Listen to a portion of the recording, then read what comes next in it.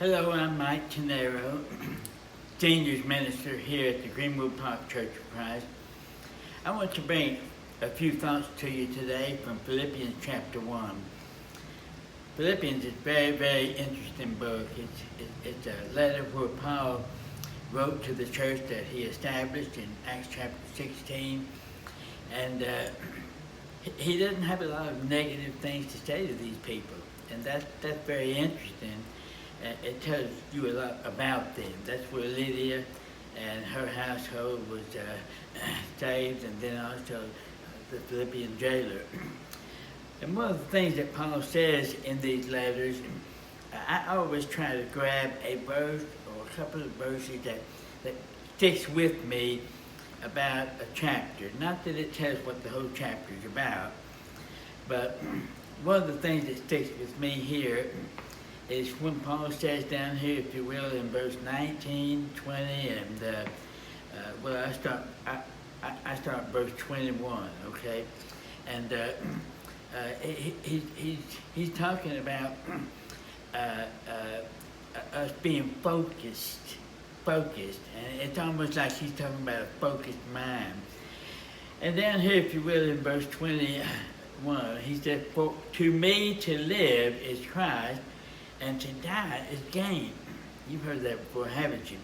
We'll go ahead and read the whole context, verse 22. "But if I live on in the flesh, this will mean fruit from my labor. Yet I don't know when I shall choose." It's not as though he's choosing to live or die, but what he would prefer. And then in verse 20 and 23, he says, "For I am hard pressed between two, having a desire to depart and be with Christ, which is far better." Then verse 24, "Nevertheless, to remain in the flesh is more needful to you." I find this so interesting because it really lifts me up. You know, you can relate to having a family, having kids, having grandkids, and so forth.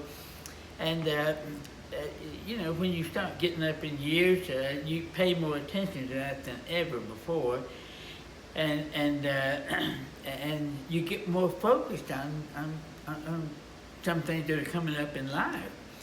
And you don't have to be a senior to really appreciate any of that and all of it. But isn't it interesting how he says, "For me to live is Christ, and to die is gain"? I mean, think about that. He's saying that to die is benefit. Is benefit. And so while we don't necessarily want to die, we always need to keep our eyes on how good the next step is, and that's heaven. And so that makes Paul keep his mind on Jesus now. For me to live is Christ, and to die is gain. It seems like he has a focused mind there. There's several more things in this chapter, but I just find it really interesting the way Paul says these days. For me to live is Christ, to die is gain. I don't know when I would choose to stay here with you. All he says would be great and so forth, but you know, he knows where he's going. And that gives us confidence. That gives us confidence. And no matter where we are in our lives, we can know that we are more than conquerors, as we talked about in Romans chapter 8 recently. We can know that. And so read Philippians chapter 1, especially those few verses, and you'll be lifted up.